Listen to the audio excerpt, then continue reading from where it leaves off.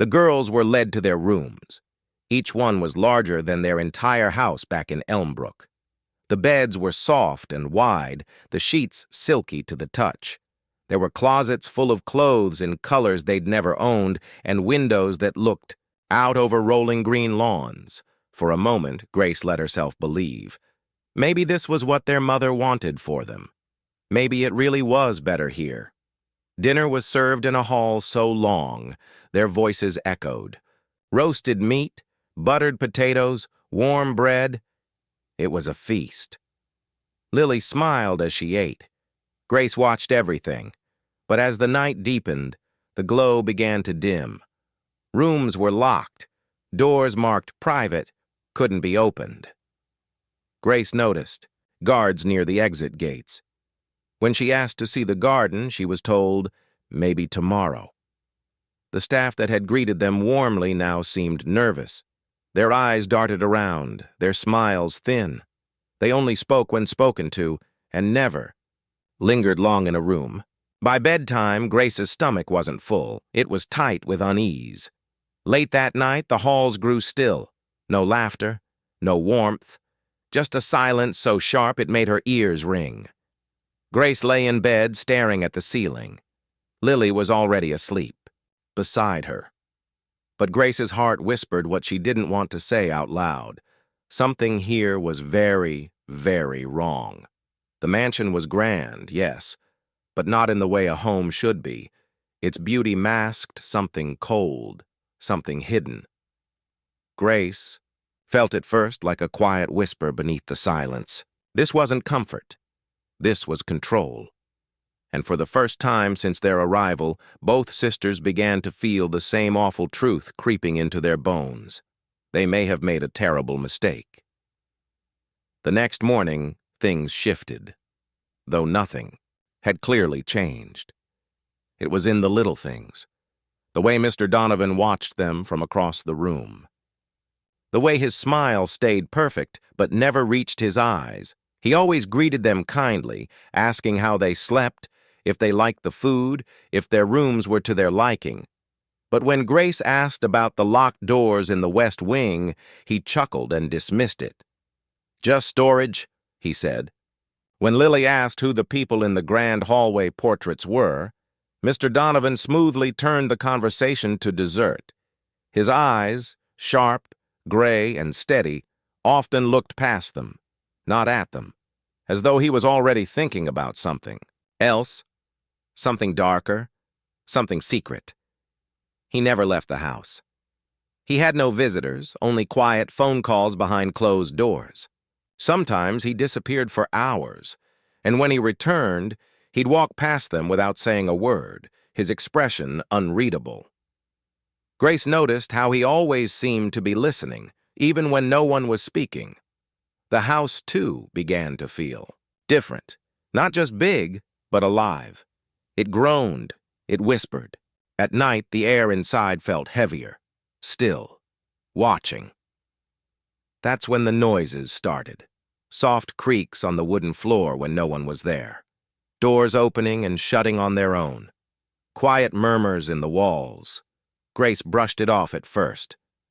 Old house, she told herself. But then one night she heard something she couldn't ignore. It was late. Lily had fallen asleep beside her, curled up like a kitten. Grace was wide awake, staring at the ceiling, when she heard it. A dragging noise, something heavy sliding across a floor from the direction of the basement. Her breath caught. She sat up slowly, listening harder. There it was again, a deep, slow scrape. Grace looked over at her sister, who didn't stir.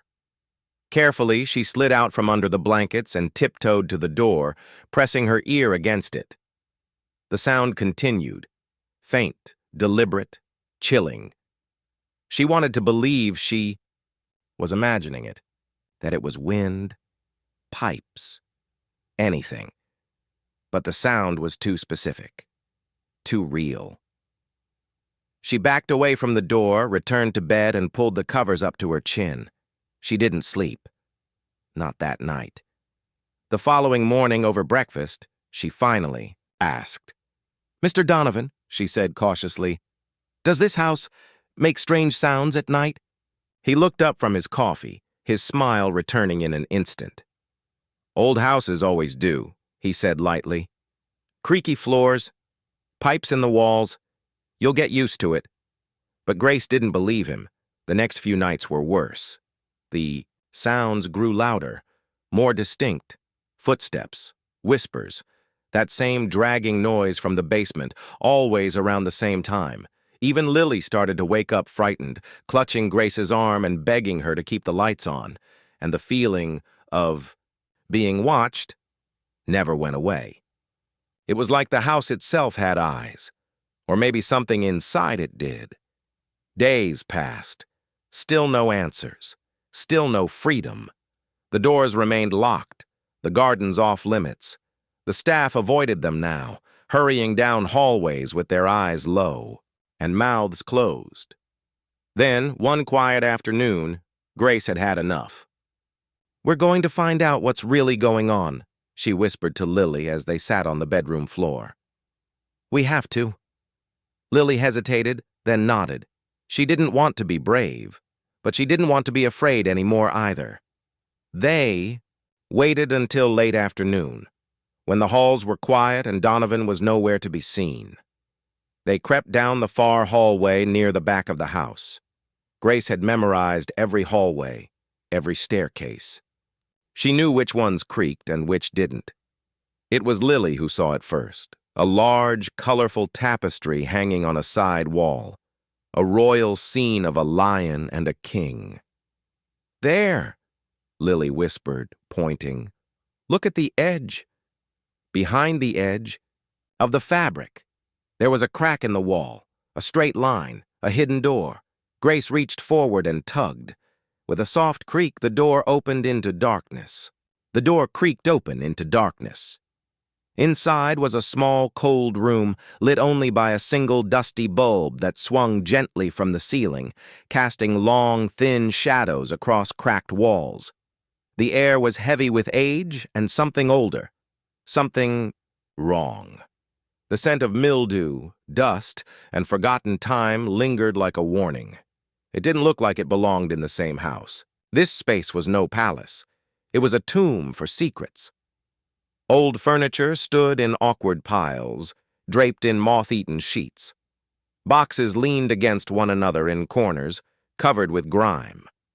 The wooden floor groaned under Grace's foot as she stepped in, her heartbeat growing louder with each cautious step.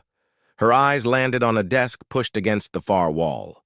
It was old, carved with faded designs and covered in clutter. Leather-bound folders lay in messy stacks beside tarnished golden frames. She reached out with trembling hands and picked one up. Photographs. Young women. Some smiling, some blank-faced, others visibly afraid.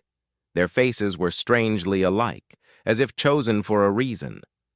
Something about the way they stared at the camera sent chills down Grace's back. She looked at Lily, whose expression had gone pale. The girls moved to the folders. The paper inside was yellowed and brittle, filled with strange legal forms, pages stamped and signed. The writing was thick with legal terms Grace didn't recognize, but one thing became clear. These were not simple documents. These were contracts. Some were dated many years ago. Names appeared again and again, and some of those names rang bells. Ones they had heard mentioned around the mansion in hushed tones. Others had eerie matches with the faces in the photographs. "What is all this?" Lily asked softly. Grace shook her head, trying to focus. The deeper they dug, the darker the story became. In the back of the room sat a large wooden chest. Its lid creaked as they lifted it open. Inside were more photographs, but these were different. Blurry, poorly lit, and deeply unsettling. The women in these pictures weren't posing. They were caught mid-movement, their faces frozen in fear, eyes red, lips parted as if mid-scream. Some were bound, others blurred behind cages, shadows, or locked doors. Lily gasped. her hand flying to her mouth. Grace pulled out one more photo and froze. A young woman standing stiff, holding up a sign that read, "Contract signed."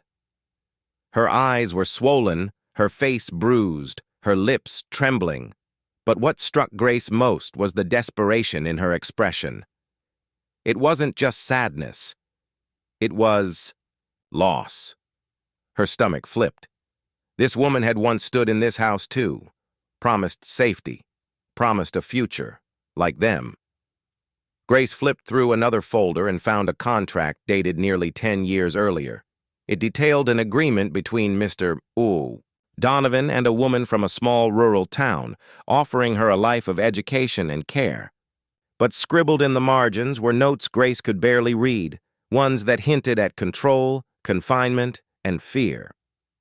This wasn't charity, it was business, terrible business.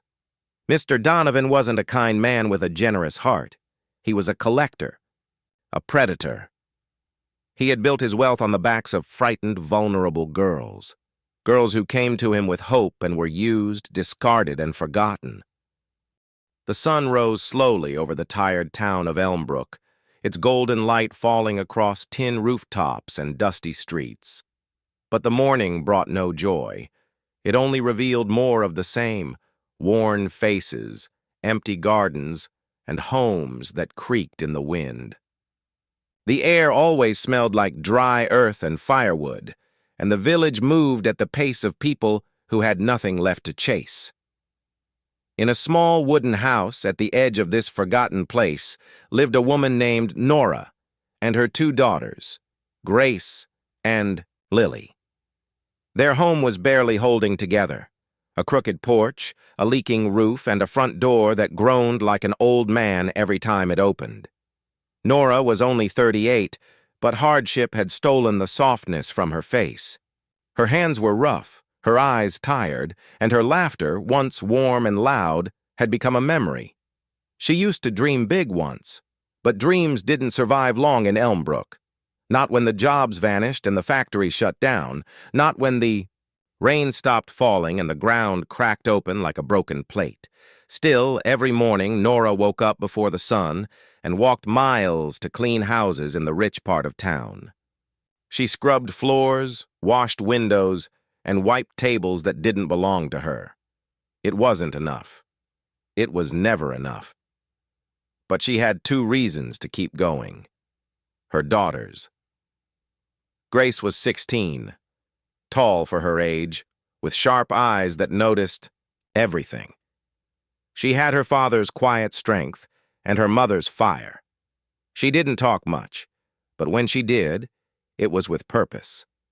She still held on to her dreams, even when everything around her said she shouldn't. She believed there. Had to be more out there, somewhere. Lily, just 10, was full of questions. She had a wild imagination and a love for drawing. When there was no food, she drew full plates. When the walls shook from the wind, she drew castles with golden towers. She talked to the birds, sang to the moon, and still thought magic was real. Their house had no fridge, no running water, and no proper lights. But it had love. Nora cooked with firewood. The girls fetched water from the community tap, often waiting in long lines. They shared one mattress, placed in the driest corner of the room. When it rained, they huddled together and told each other stories to drown out the sound of leaking drops. It was a hard life, but it was theirs. Then came the letter. Nora found it one evening after returning from work. It was stuck under the front door, written on thick paper that smelled like perfume and money. She unfolded it with care, her hands trembling. The words were neat, formal. They were from a man named Mr. Donovan. He said he was a businessman, a successful man who had heard of Nora's struggles through a friend. He claimed he could offer her daughters a better life. He spoke of education, comfort, opportunity, things he said every child deserved.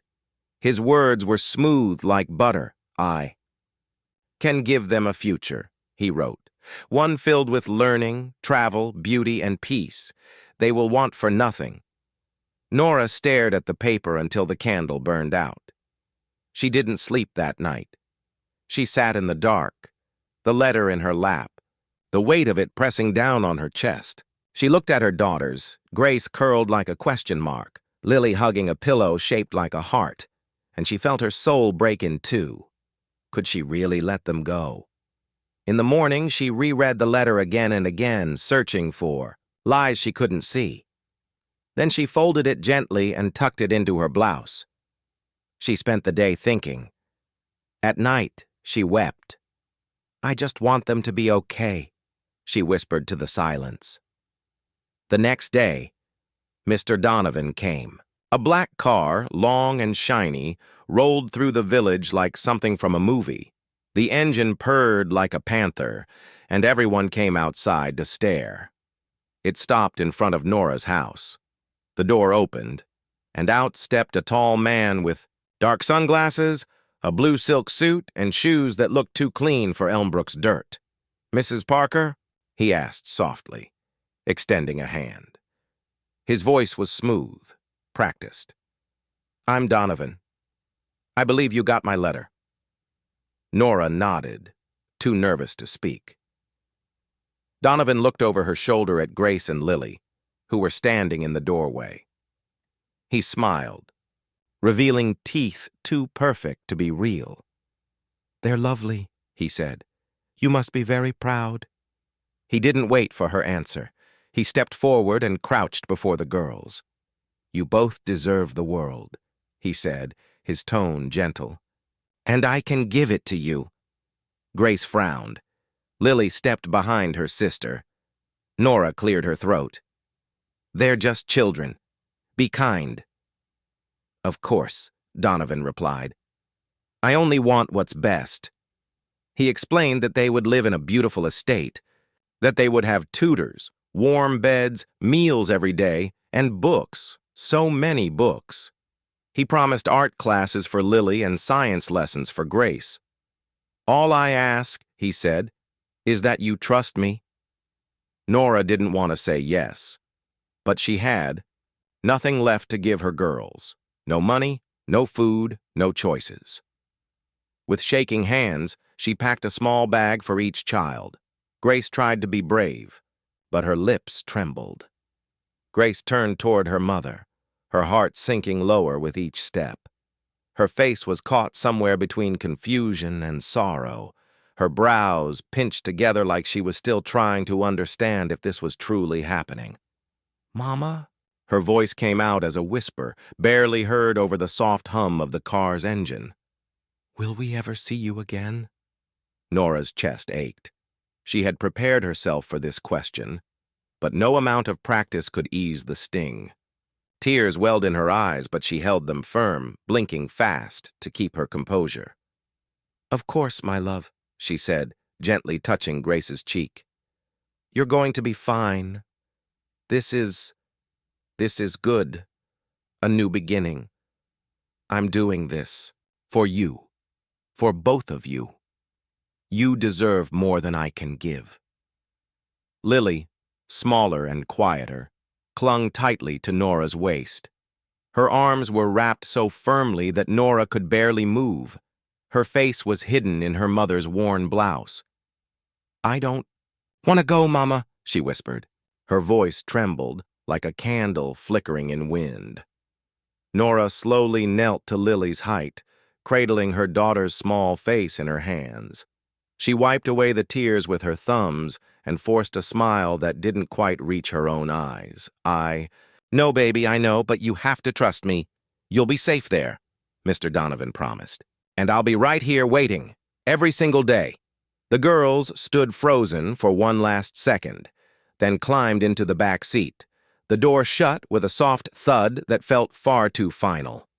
Mr. Donovan gave a small nod, then walked around to the driver's side. As the car pulled away, Nora stood motionless in the driveway. Her arms fell to her sides, empty. Her feet refused to move, as if they were rooted in guilt. The vehicle grew smaller, disappearing past the edge of the village road. A single tear slid down Nora's cheek. "I hope I didn't just make the biggest mistake of my life," she whispered to the quiet air around her. The wind said nothing in return. The ride felt endless. Grace kept her eyes on the trees zipping past, silently counting them like she was memorizing the way back. Lily leaned against her sister, her head resting in the curve of Grace's arm. Then, without warning, the road curved, and they arrived. The mansion was colossal. Its white stone walls seemed to scrape the sky.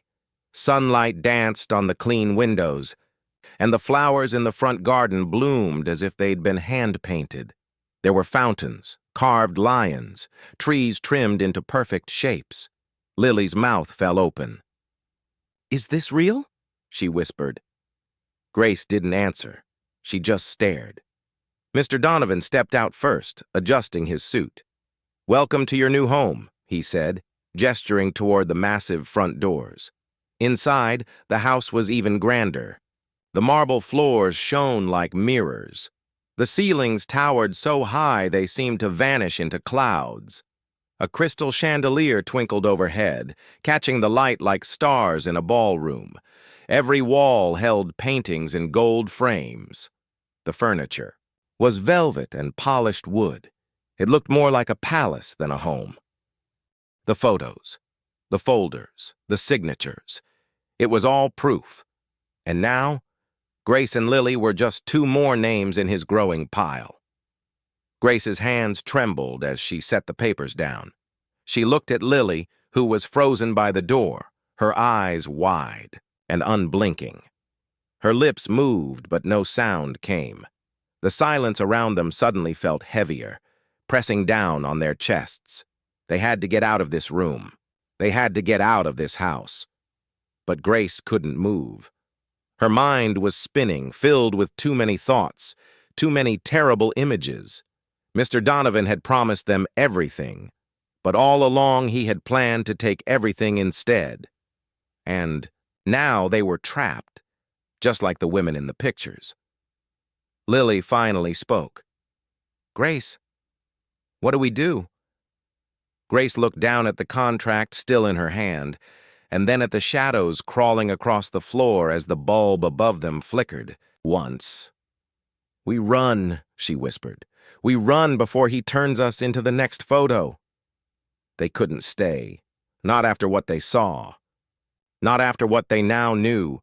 The house that once shimmered with promise now pressed down on them like a steel cage. Every corridor, every chandelier, every velvet curtain, they all felt like part of something wicked.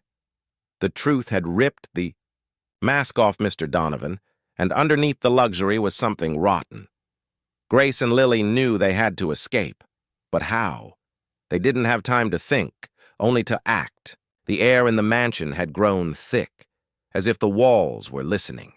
They glanced at each other, their faces pale with fear and urgency. They could feel it, some invisible clock ticking louder with each passing second. If Mr. Donovan found out they had been in that room, if he knew what they had seen, they were not safe, not anymore. Grace clenched her fists, the photograph still folded in her pocket. It burned against her thigh like fire. She couldn't wait. She wouldn't hide in fear while he controlled their every move. They needed answers. They needed truth. And so, for the first time since arriving, they decided to confront him. They found Mr. Donovan standing in the grand hallway. Light from the tall windows spilled across the polished marble floor, casting long shadows that reached toward them like fingers. He turned when he heard their footsteps, calm as always, composed, smiling. But Grace wasn't a child anymore. She stepped forward, voice tight but steady. "We know." Mr. Donovan raised an eyebrow, his smile never faltering. "Know what, my dear?" "We found the room," she said. "We saw the contracts, the photographs, everything." For the first time, his eyes flickered, just for a second. The briefest crack in the mask. Lily stood close behind Grace, her small hands clutching her sister's sleeve. Mr. Donovan took a slow step forward, his expression unreadable. "I don't know what you think you've seen," he said coolly, "but I assure you it's been misunderstood."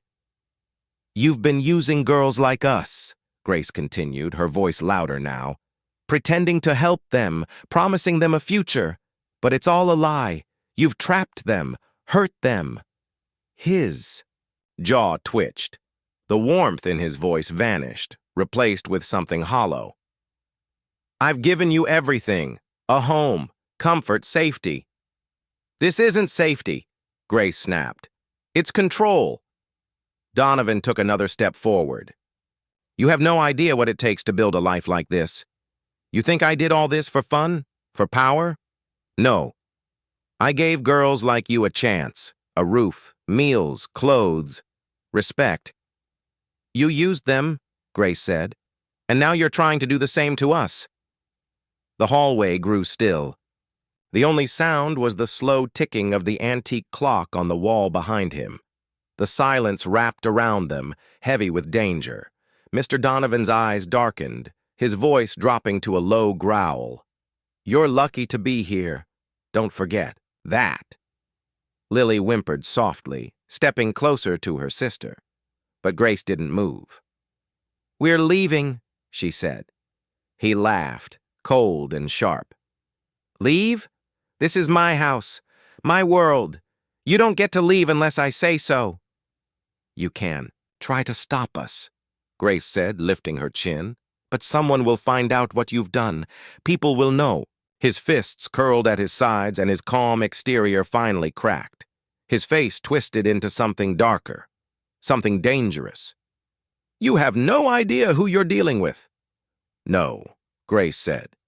"We do now."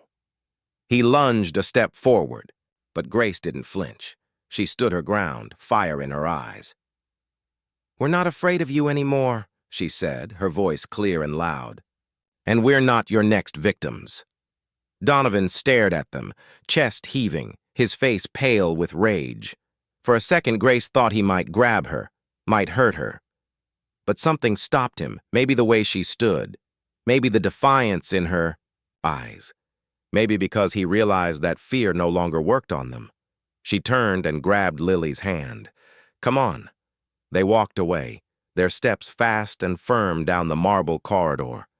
Donovan didn't follow.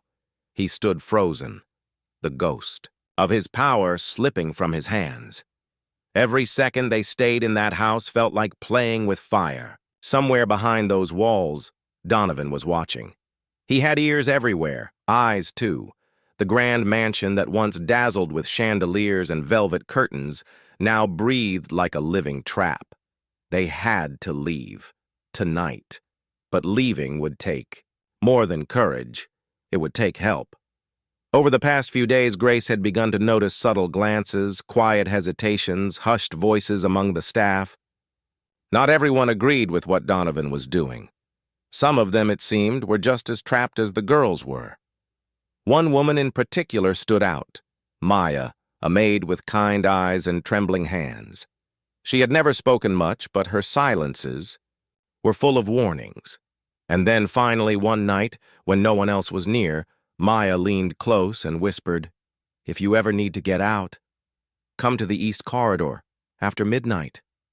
That night had come.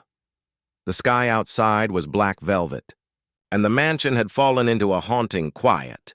Grace and Lily tiptoed down the hallway, every step a scream in their heads. They clutched each other tightly, hearts hammering like war drums. When they reached the east wing, Maya was already waiting, her face pale with fear, her eyes fierce, with purpose. She handed Grace a small brass key. "This opens the rear garden gate," she said in a rushed whisper. "It's your only chance. But you must go now. Mr. Donovan doesn't sleep much, and he'll notice soon." Grace nodded, her throat tight. "Thank you," she whispered, barely able to speak. Maya just nodded, then vanished down the corridor like a shadow. The sisters moved quickly through the mansion's back halls, weaving around rooms they were never meant to see. Their steps were muffled by thick carpets, their breath sharp and fast. As they neared the back door, a sudden sound froze them in place. Footsteps, fast, heavy, approaching. Then came the voice. "I knew you'd try to run." Donovan. His voice sliced through the silence, calm but seething. "You think you can leave? This house is mine. You belong to me." Grace's fingers shook as she shoved the key into the old lock. It stuck for a moment. Then, click. The door creaked open. Just as the hallway lights flickered on, just as Donovan's voice rose behind them, they bolted. "Don't run!" he bellowed. "You can't escape me!" They didn't stop. They shoved the door open and flew out into the night, past the confused guards at the back gate. One of them made a move to block their way, but hesitated. Maybe he knew. Maybe he'd seen enough to want them free. The air outside was sharp and freezing, but to Grace and Lily, it was the sweetest breath they'd taken in days. They ran. Down the long gravel driveway, past rose bushes and twisted trees, toward the road beyond the estate. Behind them, Donovan's roar chased them like a beast. "You won't make it far," he screamed, but they didn't look back. At the edge of the estate, headlights appeared through the trees. A car. Maya had kept her promise. The driver, a man neither of them recognized, flung open the door as the girls reached the road. "Get in!" They dove inside. The tires screeched as the car sped off, gravel spraying behind them. From the rear window, Grace caught one last glimpse of Donovan in the driveway, his face twisted with fury, powerless to stop them. They were gone. Really gone. The drive away from the estate felt longer than expected. Trees blurred past. Every turn of the road seemed like a victory. Grace and Lily sat side by side in silence, hearts racing, not from fear now, but from freedom. They didn't speak. They didn't need to. The mansion was behind them. The lies, the fear, the trap, and ahead, home. At last, after what felt like an eternity, the car turned off the main road and rumbled onto the cracked dirt path that led into their quiet little village. The street lamps were dim, flickering like tired old memories. The chapel's cross peeked from behind the hills, and the same crooked fences lined the road just as they had days ago. But to Grace and Lily, everything looked different, because they were no longer the same girls who had left. The car slowed as they approached their tiny house, the one with the peeling blue paint and a roof patched too many times to count. But it was still standing. It was still theirs.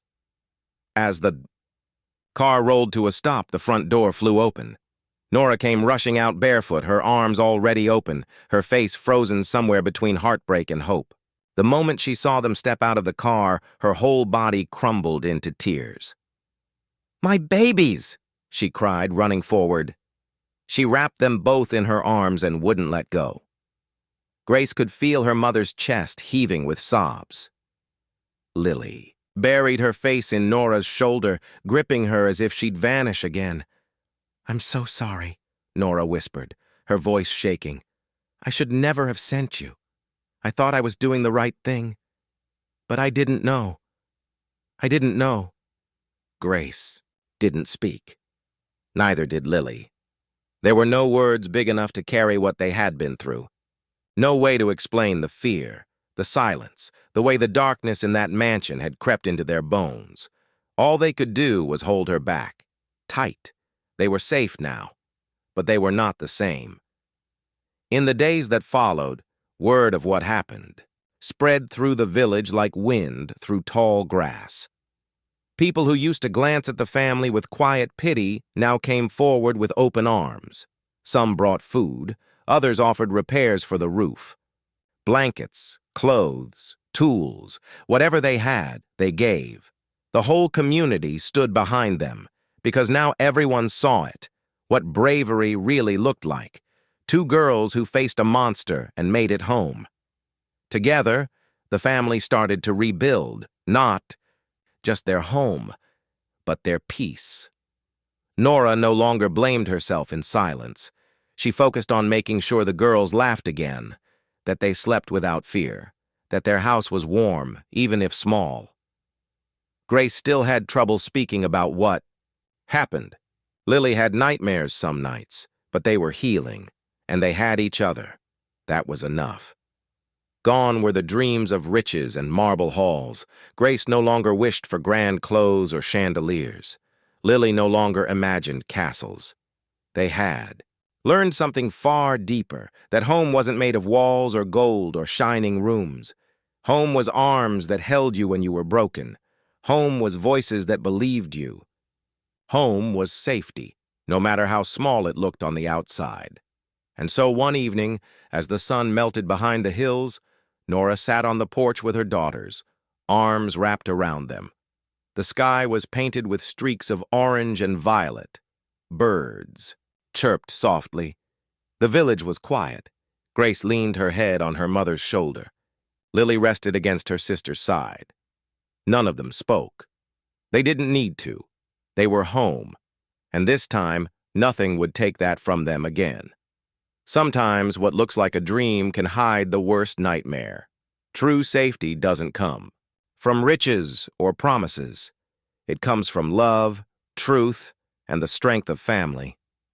Trust your instincts, speak up when something feels wrong, and never trade your peace for glitter.